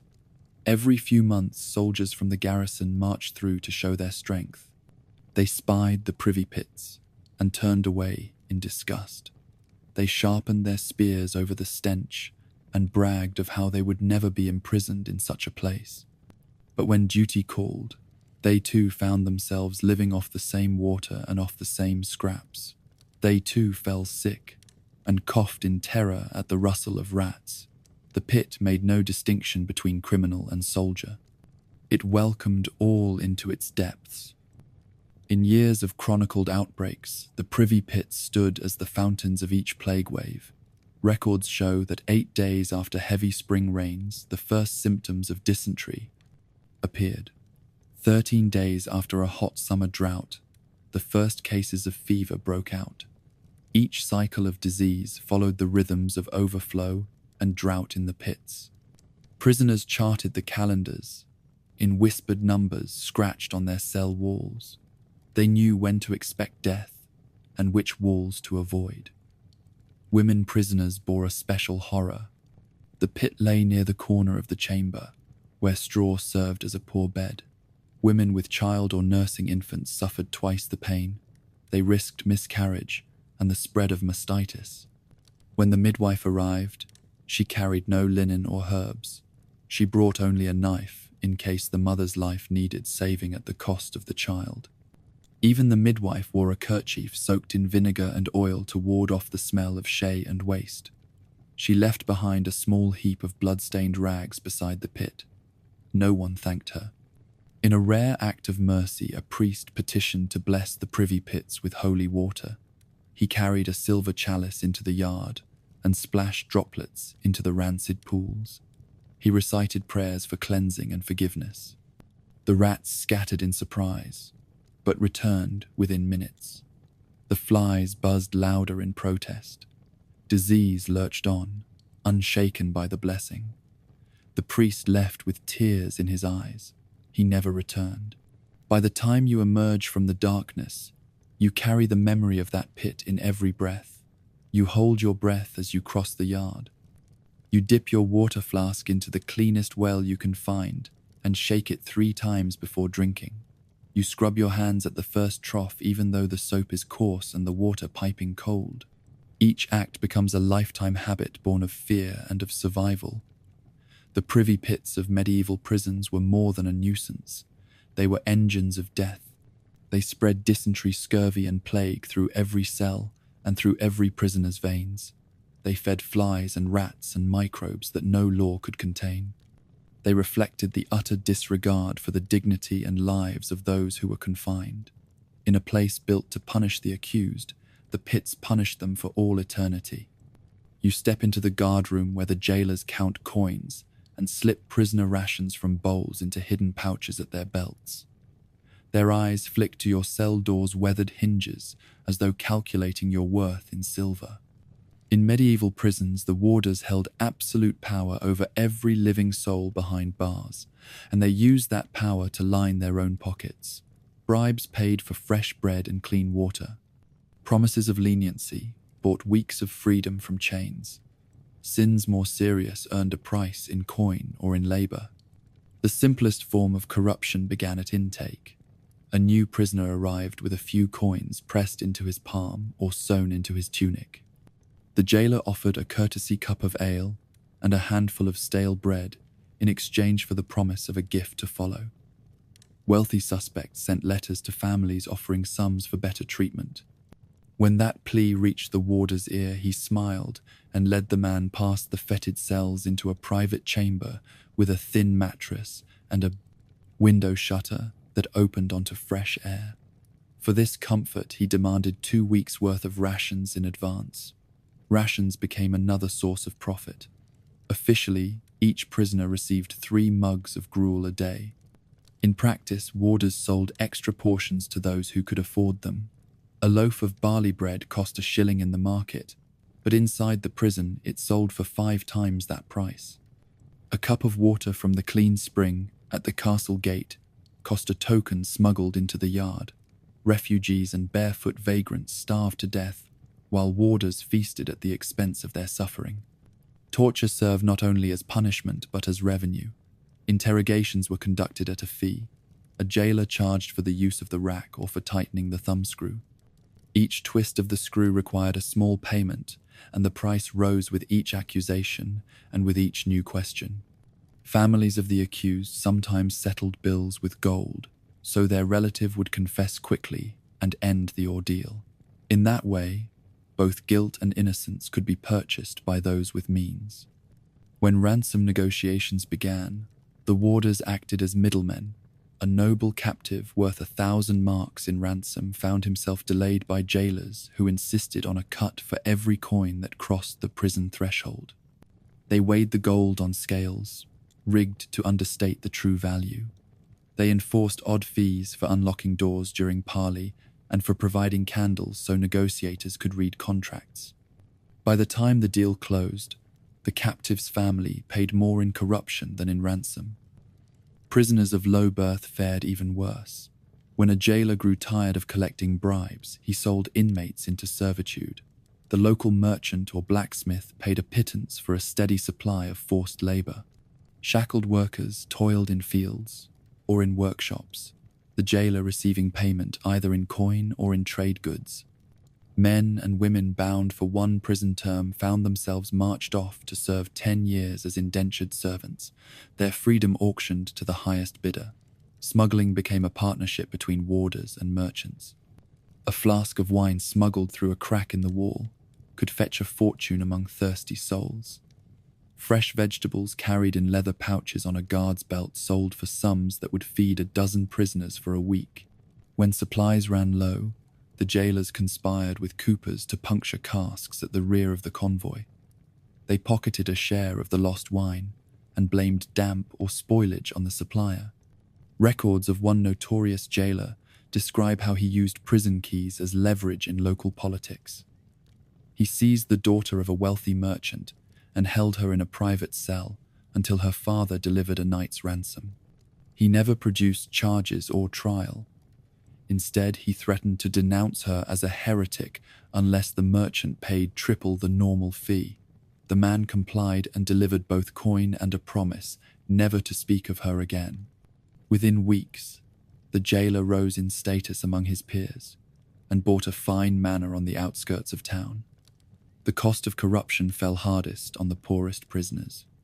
Ill and wounded men died on the planks, while warders pocketed the coins meant for medical care. Funds raised by selling contraband wine or fresh food never reached the sick ward. The surgeon complained that his medicines were stolen by the jailers before he could treat the worst infections. In some wards, prisoners paid for each splint and salve in advance. If they failed to pay, they lay untreated until gangrene spread their wounds. Over time, the jailer's corruption became an institution. Kings issued edicts forbidding bribes, yet the practice continued. Bishops denounced extortion in pulpits, yet warders reaped the silver, while congregations watched from the great hall above. When reform finally came, it required new wards, new keys, and a council of oversight with power to inspect cells.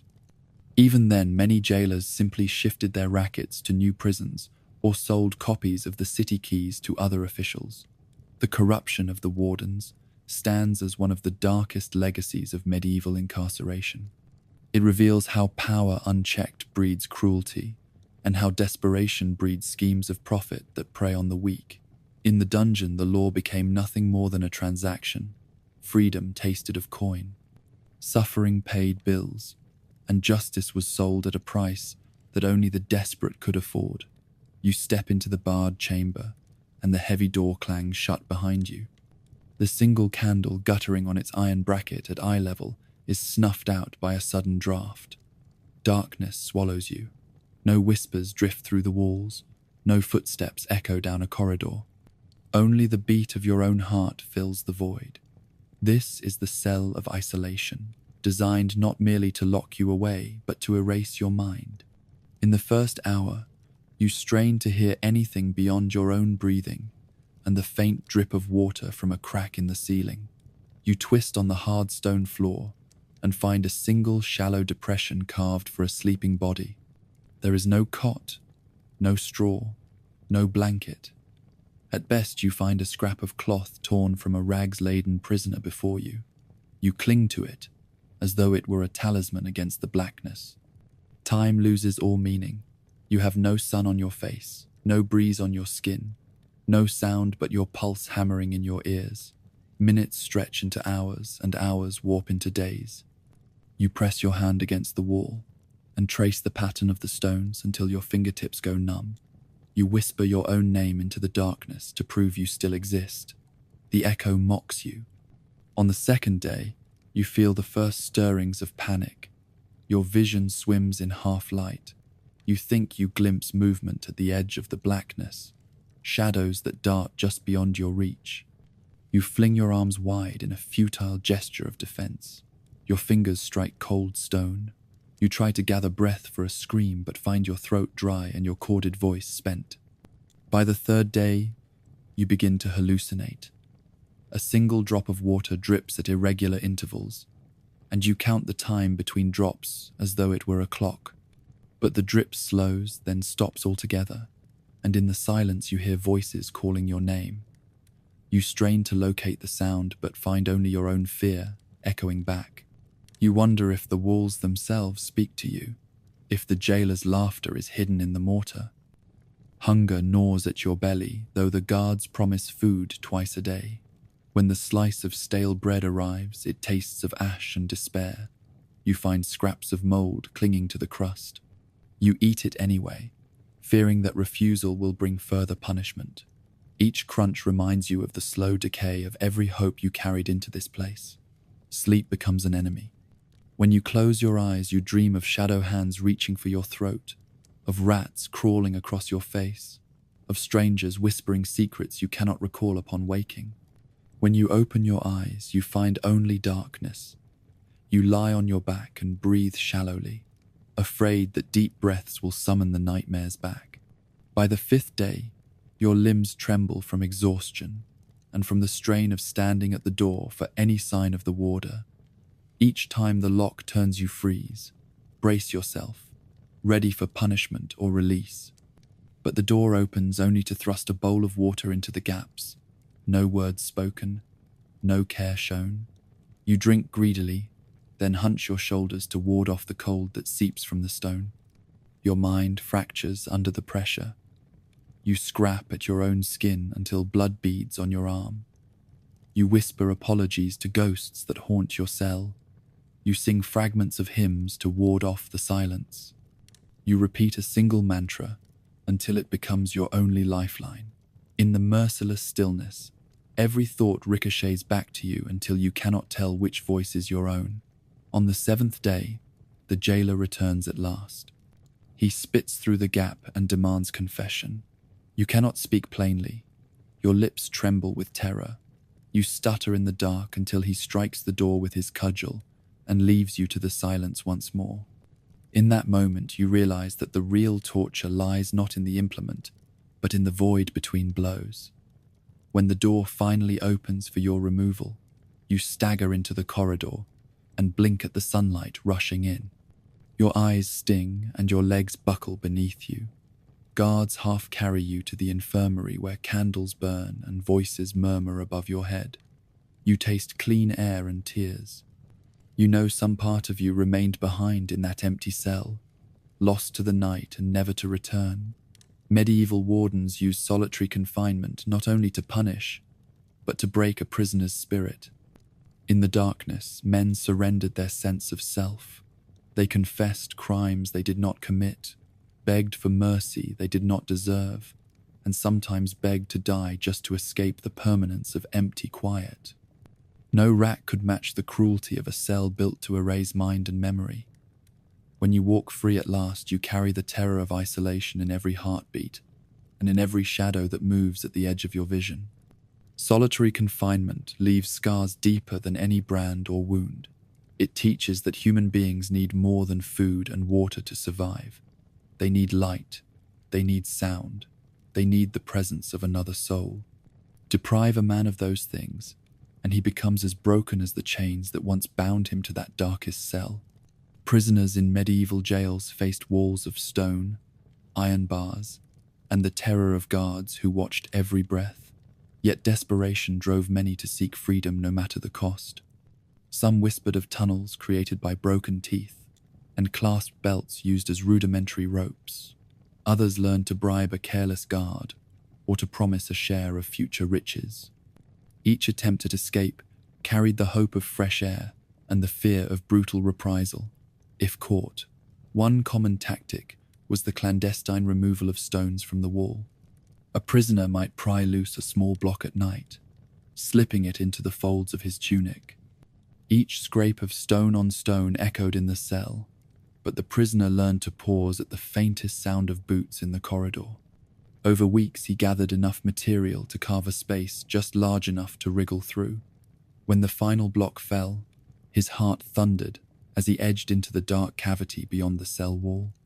Rope made from torn blankets, tunics, or braided hair became lifelines for those daring a descent into the courtyard below. Prisoners expelled scraps of cloth under jailer notice or hid the lengths in false seams. On the chosen night, the makeshift rope allowed one man to slip through the bars and crawl across the wall to a drain pipe or into the back of a storage shed. Each knot slowed his progress. Each creak threatened to alert patrolling guards. Yet freedom lay just a few silent steps away. A more elaborate scheme involved the complicit guard who traded secrets for coin. A small pouch of silver might buy the removal of a lock or the provision of a key. The guard slipped the key through the bars, avoiding the watchful eye of his fellows. At the appointed hour, the prisoner unlocked his door and crept through the guard room into the night. Few shared this secret, for betrayal by the guard meant instant hanging and public disgrace. Many escape attempts ended in tragic failure. A shiver of panic might cause a prisoner to drop his chisel or break the rope in half his hands, trembling with terror. When guards discovered the broken tools by dawn, they traced the attempt to the owner. The prisoner was dragged into the courtyard, forced to kneel upon a wooden block with his arms stretched above his head. A wheel turned slowly before him, its gears adorned with spikes. Each ratchet of the screw pressed his wrists into ever more excruciating suffering. Only the promise of confession or naming accomplices could end the ordeal. Public punishment for a failed bid often began at the gallows. For first-time offenders, the sentence could be strangulation or hanging in the town square. Spectators gathered to jeer or to weep. The condemned man's legs kicked as the rope snapped taut. His final breaths rattled through his knuckles before he sagged limp. His body hung as a warning to others who might dream of breaking stone or bribing a guard. More horrifying was the breaking wheel. A prisoner who killed a guard in his escape attempt faced dismemberment. His limbs were pinned to the great wheel and shattered with a heavy iron cudgel. The guards struck at each joint so that flesh tore away in long strips. In some courts, they gave the prisoner a single mercy blow to the heart. His broken body was left in place for days so that scavengers could feast and passers-by could learn the price of defiance. Those who survived initial torture sometimes found themselves sold into servitude. A jailer might sell a recaptured fugitive to a wealthy merchant or a distant lord. The prisoner was marched off in chains, bound for years of forced labor in the mines or on a remote estate. The promise of ransom never came. Instead, the man was forgotten by friends and family, his memory lost to hunger, disease, and the endless beat of a whip. A rare few managed to escape entirely. One such story tells of a merchant's son who used a strip of his shirt twisted into a rope. He slid through a window left ajar by a negligent warder and folded himself behind barrels in the courtyard. He stole a cloaked guard's uniform and walked out the main gate at dusk. His footsteps echoed on stone, then vanished into the forest. He reached a friendly abbey and took the next ship to a distant port. Tales of his flight circulated for years, inspiring songs that exaggerated each step of his flight. Survivors of a successful escape returned only once to rescue a friend or to seek vengeance. They moved like ghosts through the undercroft, using secret tunnels and hooded lanterns to avoid detection. When they found their friend in a cell, battered but alive, they forced the warder at sword point to unlock both cells. Together they fled into the night. Such rescues carried the gravest of reprisals. Any guard found to have aided an escape faced hanging without trial, and tougher locks were installed at every gate. For wardens and jailers, every foam of anger and every twist of a soldier's boot on the dirt floor reaffirmed their absolute authority. They boasted of the chains they broke and the legs they shattered. Yet each new lock and each new bolt was only as strong as the next bribe. In a prison where money talked louder than justice, every lock carried hidden cost. Guards demanded new fees for each lockpick they swapped with a crooked key. They memorized the shapes of all coins until they could guess the size of a purse at a glance. Escape and punishment in medieval prisons formed a grim cycle. Desperate men risked everything for a breath of clean air. When they were caught, their bodies paid the price in torture or death. Their fates taught other prisoners that hope must be buried like the bodies in the mass grave. Yet the human spirit, pressed by metal and by cruelty, still whispered of freedom in the darkest hours. Each account of a successful flight became a legend whispered in the cells, a promise of defiance that no chain could hold. Prisoners destined for trial awake to the clang of iron cell doors and the weight of chains on their limbs. Guards seized them by the arms and dragged them down stone corridors toward the hall of justice. Each step echoes with the jangle of shackles. A single torch lights the way. The prisoner staggers forward, heart pounding, unsure whether mercy or agony awaits behind the carved wooden doors. Inside the hall, the judge sits upon a raised bench alongside scribes who record every word. No plea of innocence earns mercy here. Accusations fly like arrows, and witnesses testify under oath or under threat. When the verdict is pronounced guilty, the prisoner's fate is no mere sentence but a passage to torment. The door at the far end creaks open, and a wiry guard nods. They propel the captive into darkness once more. The torture chamber lies beyond a low arch. Its flickering torches reveal racks and chairs and iron cages in which no man would wish to linger. Chains hang ready on the walls. The warders call in a team of torturers who relish their grim craft. They force the prisoner onto the rack by pushing arms and legs into leather straps. The wood groans as the mortal frame is stretched beyond natural limits. Each turn of the crank draws sinew taut. Pain rips through shoulders and hips until joints crack with a scream. From a side table, the torturer selects the Iron Maiden, a coffin of spikes that gape open like a monstrous mouth. The prisoner finds himself thrust between cold steel plates. Each movement presses a spike against flesh, without piercing a vital organ. The agony builds as the iron slowly closes. No sword can cut this device. No prayer can still those spikes that promise a slow and certain death, unless confession comes first. When the rack or the maiden yields no confession, another device awaits. The thumbscrew or finger press clamps metal plates against each digit. A single tightening breaks bone beneath the plate. The prisoner's hands curl into fists of agony. Even the hope of release turns to despair as the torturer pauses only to savor the torment before another turn of the screw. In the darkest corner stands the breaking wheel. The condemned is lashed to its spokes and struck with iron cudgels at the joints until limbs shatter. Each crack echoes through the chamber like final judgment. When the blows cease, the wheel is erected on a post so that the broken body hangs aloft as a warning. Throughout the process, the prisoner cries out for mercy. The judge remains unmoved. The warders record nothing of this suffering. It is justice performed in secret and in shame. When the prisoner finally relents, he confesses in hoarse gasps, naming friends and strangers alike. The torturers pause and ease their grip. The rack's wheel unwinds. The maiden opens. Prisoners fall free or are hauled away to face execution by sword or fire.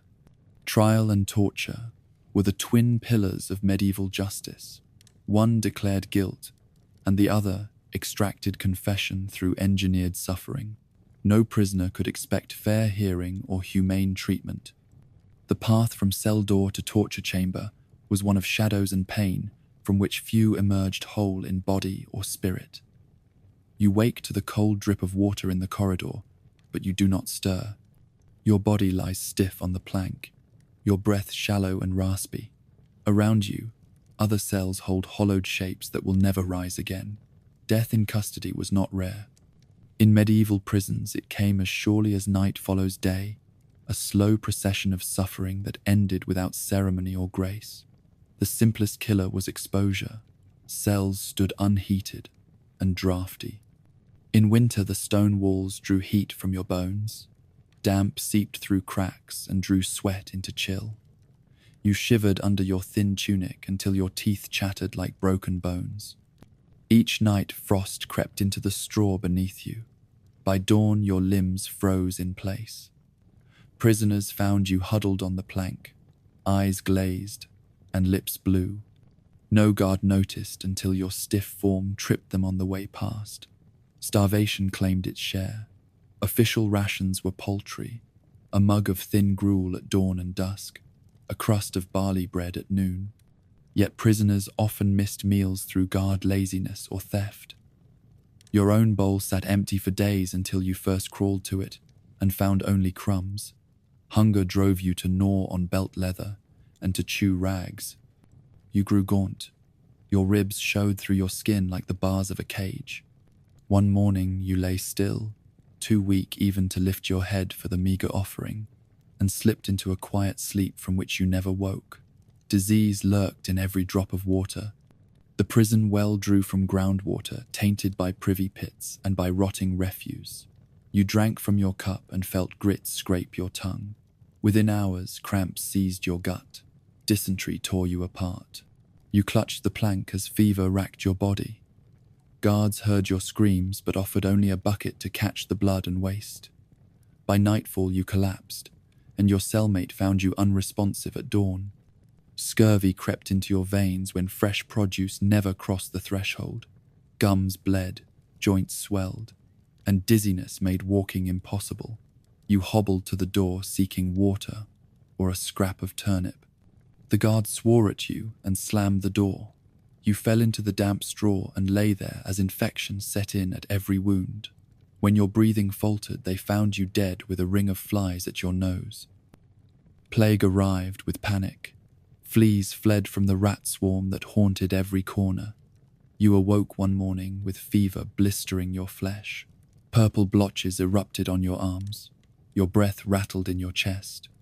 You coughed into the empty bucket, and guards refused to enter. You knew you would die alone. When the door finally opened days later, your body lay stiff, bloated by fever, a testament to the silent terror beneath the stone. Suicide claimed some souls. The darkness pressed on your mind until the walls themselves whispered. You found a shard of wood from your broken bucket and drove it beneath your ribs. Pain flared before blackness closed your eyes. Guards discovered you half-curled on the floor and threw your body into the mass grave. They marked you a thief or a heretic, not a desperate man who chose death over prison. Torture wounds bled unattended. Prisoners dragged from their cells for interrogation returned with cracked ribs, torn flesh, crushed digits. Sometimes guards forgot to check on them. You hobbled back from the rack, chest heaving and eyes wild. No surgeon met you at the door. You bled for days until infection entered the wound. Your fever spiked and organs failed. Death came with a single gasp. Violence among inmates added another threat. Hunger and disease turned men savage. You woke to the stench of blood and the scrape of a rock against your neck. A fellow prisoner struck you for a crust of bread. Your head split open and you staggered back into the darkness. No guard heard the fight. You bled out on the plank while rats swarmed the wound. Neglect was the cruelest executioner. Guards counted prisoners by morning, but never noted those who failed to stand. Your cell remained closed until curfew, then opened at the very end of the day. No one noticed your absence until chow time came and your bowl lay untouched. By then you had grown cold to the touch, and your name slid from the memory of the tally. Finally, your body was unceremoniously thrown into the courtyard pit. A wagon rattled over cobbles, and your corpse was unhooked from a hook or yanked by a rope. Other bodies lay in shallow trenches, a hill of twisted limbs and snapped limbs. No grave marker bore your name. A single handful of earth covered your remains. The next day, the pit overflowed into the prison yard, a testament to the countless souls ended by exposure, starvation, disease, violence, or neglect. Death in custody taught that medieval prisons were crucibles of cruelty. No matter the crime, confinement often meant living sentence by torment. Every breath in a dungeon could be your last. And when life finally slipped away, the world moved on as if you had never existed, swallowed by the darkness you once called home. In a medieval prison, every day was a gauntlet of suffering that began the moment you crossed the threshold and never truly ended. The air you breathed carried the stench of rotten waste, a miasma of human excrement and stagnant water that poisoned your lungs. Your skin crawled with lice and cockroaches. Rats feasted on filth and on the open sores the chains had gouged into your flesh. Even a single night in such a cell invited dysentery or plague to claim you. No amount of prayer or hope could counter the weight of that smell or the heat that clung to damp walls, pressing life's breath from your lungs like water from a sponge. Shackles and stocks turned your own body into an instrument of torment. Iron cuffs dug into skin until flesh tore under the ratchet's teeth. Wooden stocks forced your limbs into painful angles that crunched cartilage and ground bone. The iron yoke bent you forward, straining every muscle simply to stand. Even the so-called comfort of the rack was a cruel invention of mechanical pain, each crank of the wheel dislocating joints as it stretched sinews beyond their limit. These devices did not merely restrain you. They wrung agony from every nerve ending and left you broken in body long before prison walls broke your spirit. Hunger and thirst became weapons, as cruel as any rack or iron maiden. Your daily gruel was a thin barley broth, tainted by runoff from the latrine pits. Bread, if it came at all, was crusted with chaff and mold. The single barrel of water stood just beyond the privy cesspool, its surface alive with mosquitoes and scum. When rain washed waste through the corridors, that water surged with pathogens, inviting dysentery and scurvy to hollow your body. Starvation stole your strength while disease preyed on your weakness. You learned to lick every spoonful of gruel as though it were nectar, even as your stomach revolted at the taste of rot. Rats claimed dominion in the darkness.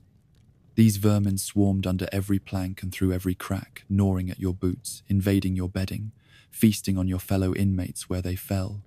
Fleas from rat fur brought plague and fevers that blistered your flesh and boiled your blood. Flies laid eggs in open wounds and in morsels of stolen food. Mosquitoes bred in the overflow of the pits and carried fevers that left you delirious. In the prison's gloom, these creatures were neither pests nor scavengers. They were executioners with many legs and merciless jaws. Corruption among the jailers magnified the cruelty of the walls. Bribes bought extra rations, fees paid for torture instruments, and secret payments persuaded guards to look away while you pined for water. Those who could not pay found themselves sold into servitude, marched off in chains to distant estates where life was no kinder. Promises of leniency became new taxes on your dwindling coin. When you confessed under torture or starved without complaint, you did so to earn a crumb of mercy in a system built to punish rather than to heal. Isolation cells crushed the mind with silence and shadow. Solitary confinement turned hours into years without sound or sight beyond a single barred slit. Sensory deprivation drove men to madness, hallucinating voices in the walls, clawing at their own limbs to banish the blackness from their skulls. Even the hardiest souls cracked under that pressure. When the cell door finally opened, they emerged hollowed, their sense of self eroded by days of darkness. They carried that fear forever, haunted by the echo of their own breath in an empty chamber. Trials offered no hope of justice. Accused prisoners were dragged into the hall only to hear a predetermined verdict pronounced with solemnity. Courts certified confessions rung under the rack or the thumbscrew. Torture was deemed an acceptable means to extract truth or to satisfy vengeance. Afterward, the condemned faced execution, often by slow methods that ensured fresh screams for every spectator. Death in custody was the inevitable end for most. Exposure, starvation, disease, violence among inmates, or simple neglect claimed the rest in silent cells. Few names survived beyond the charge's record. To endure even one night in a medieval prison demanded a body and mind forged in iron. You needed nerves of steel to withstand the stench and the scourge of vermin. You required a will of stone to survive hunger and thirst without succumbing to madness. You had to reject fear itself as your master. Yet even the strongest man could break under those walls, his spirit rent by filth and disease, long before his body found the rack or the gallows. In that unholy place, mercy was banished and cruelty reigned. Only the most hardened souls emerged intact, and they carried scars deeper than any iron device could leave.